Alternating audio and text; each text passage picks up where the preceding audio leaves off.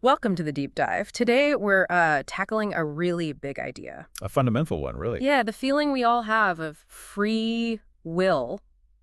What if it's not quite what it seems? Hmm. We got some material from one of you, excerpts from a YouTube video. It's by Georgia57 called How I Came to See My Causal Will. Right. Causal will. That's his term for it. So our mission today is to really dig into that, understand his journey, how he got to this perspective on, well, our sense of agency. And the arguments he uses, yeah. Yeah. Personal stuff, how we interact, this idea of a causal past. And analogies, too, like comparing it to illusions, flat earth, mirages, things like that, and the unconscious mind, of course. That's a whole package of arguments. We want to unpack how he builds that case for what he calls causal will instead of free will. Okay, so let's get into it.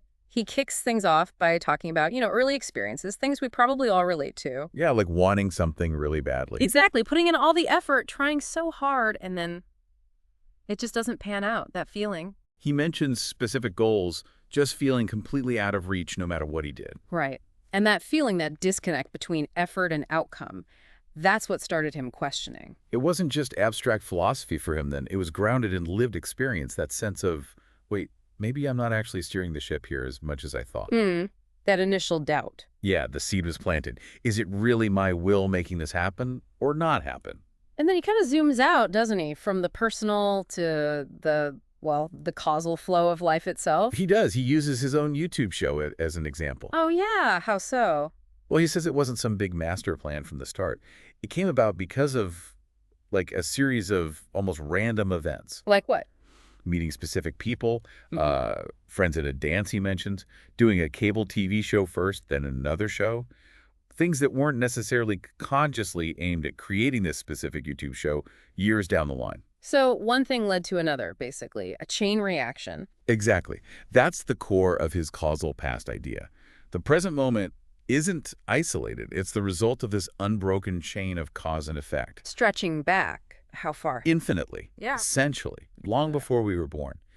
Every event, big or small, shapes what comes next. It sets the stage. Wow. And he connects that idea, that huge causal chain, to something even bigger, right? He does make a pretty bold comparison. He suggests that this vast causal past, this thing determining everything, could almost be seen as what people in religion call God, an ultimate determining force. That's quite a leap. But it makes you think, doesn't it? It really does. It forces you to consider how much of your life, your choices, even your thoughts right now, are just the latest link. Not just independent decisions made in a bubble. Right. Where do our desires even come from in the first place if you trace them back? Okay, so moving on from the causal past, the video then looks at the clash between free will and just everyday life. Our intentions versus reality. Yeah, he poses this pretty direct question. If we really had free will, wouldn't things be nicer? Nicer how? Like, wouldn't our relationships always be smooth? Wouldn't our lives generally be pleasant and good if we could just choose for them to be? Ah, I see. Because we'd presumably choose the good stuff, the positive interactions. Exactly. But the reality is conflict, unhappiness, imperfection. Why is that if we're totally free to choose otherwise? He uses that idea of being a perfect angel, right? Someone who always says the right thing, always kind, always feels good. We all aspire to aspects of that, maybe. But nobody achieves it. Not consistently, anyway. And that very gap, the speaker argues, suggests we don't have complete control. Yeah. There are limits on our ability to just will ourselves into being perfect or having perfect outcomes. It's like you intend to be patient, you really want to be patient. But then you snap.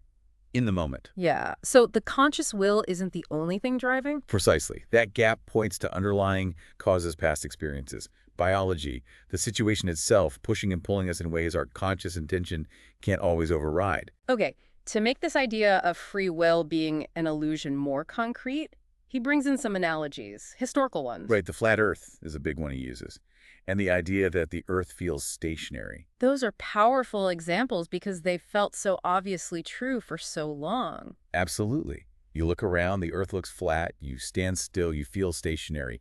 Our senses were incredibly convincing. Even though science later showed reality was completely different, a spinning sphere. So the point is, our immediate intuitive perceptions can be fundamentally wrong, even if they feel overwhelmingly real.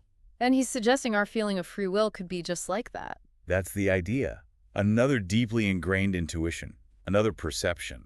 That might not actually reflect the underlying reality. Yeah, maybe it's an illusion generated by that causal past, or Mother Nature, as he puts it, for whatever reason. He also mentions mirages. Uh-huh. Seeing water on a hot road that isn't there, another trick of perception. So the feeling of choosing, that sense of, I decided this, could be like seeing that shimmering water. It could be a kind of mental mirage, yeah. A compelling feeling, but not an accurate map of the deterministic territory underneath. Okay, then the video shifts gears a bit into psychology, the unconscious mind. Right. We all kind of know there's stuff going on under the hood that we're not aware of. But he emphasizes it's not just passive back there. No, it's constantly active, shaping No. thoughts, feelings, actions, even while we sleep.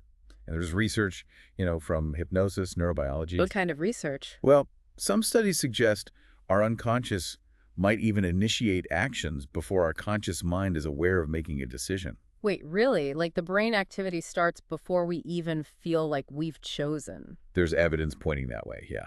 The readiness potential, things like that. Mm. The timing is debated, but the influence is clear. So if decisions are starting, or at least being heavily shaped unconsciously, Then where does that leave conscious free will? right, how free is a choice if you didn't consciously initiate it, or if you don't even have access to the processes driving it? Exactly. Even if consciousness plays a role, maybe collaborates with the unconscious, the lack of direct control over that unconscious part really limits the scope of traditional free will. You can't control what you're not aware of. Hmm. And that leads to another point he makes, which I find really interesting, the way thoughts just seem to appear. Yeah, like right now as we're talking, the words are kind of just coming out. We're not consciously constructing every sentence syllable by syllable beforehand, are we? Not really. Hmm. Obviously, our past thinking and research informs it, but the moment-to-moment flow feels quite spontaneous. Like the thoughts are just arising in our awareness. Mm-hmm. Almost like they're being generated elsewhere and delivered to our conscious mind. It feels very different from imagining, say, meticulously planning every single word in advance. Completely, that spontaneity, that feeling of thoughts just showing up.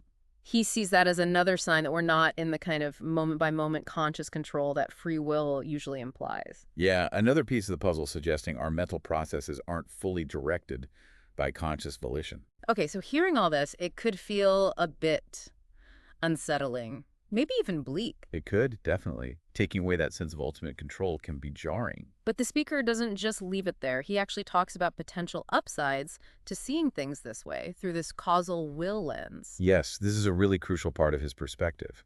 He argues it can lead to positive shifts in how we view ourselves and others. Like what? Well, primarily a reduction in blame and judgment. How so? If you believe actions, both good and bad, are ultimately compelled by prior causes, this long causal chain. Then it doesn't make as much sense to harshly blame someone or even yourself when things go wrong. Exactly. It shifts the focus from blame to understanding. Why did this happen? What were the contributing factors?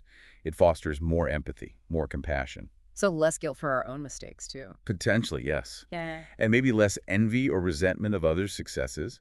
If you see those outcomes also as products of a causal process, not just pure individual merit or freely chosen success. That could genuinely change how people interact. A more forgiving outlook. That seems to be the hope. Acknowledging the complex web of causes behind behavior, rather than attributing everything to an isolated free choice. And finally, the speaker kind of zooms out again, suggesting this understanding isn't just a personal insight, but maybe a bigger shift for humanity. Yeah, he speculates that we might be entering an era where the idea of free will as an illusion becomes more widely accepted. Like the flat Earth or geocentric model eventually gave way. Kind of like that, yeah. A Yeah. potential paradigm shift in how we understand ourselves. And the consequences of that would be huge. Oh, massive. Think about law, morality, education, personal relationships. It would ripple through everything. Concepts like responsibility, punishment, achievement, they'd all need re-examining. Okay, so let's quickly recap the main threads from Georgia 57's video that we've touched on. Sure. First, that personal feeling of not always being in control, even when you try hard. Outcomes not matching intentions. Right, then the idea of the causal past, that unbroken chain of cause and effect, stretching back forever, shaping everything. The analogies were key, too, comparing free will to illusions like the flat Earth, the stationary Earth, or mirages, showing how our strong intuitions can be wrong. Definitely.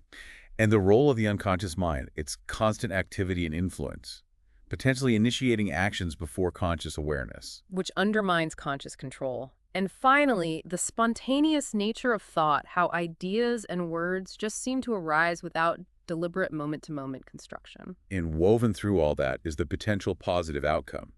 Embracing this causal will could lead to more understanding, compassion, less blame, less guilt. It's a lot to take in. It certainly shifts perspective. It really does. So maybe a final thought for you listening. Considering these arguments, think about your own life. Are there moments, decisions, outcomes that maybe look different now, viewed through this lens of causality rather than pure free choice? Yeah, what happens if you apply that lens?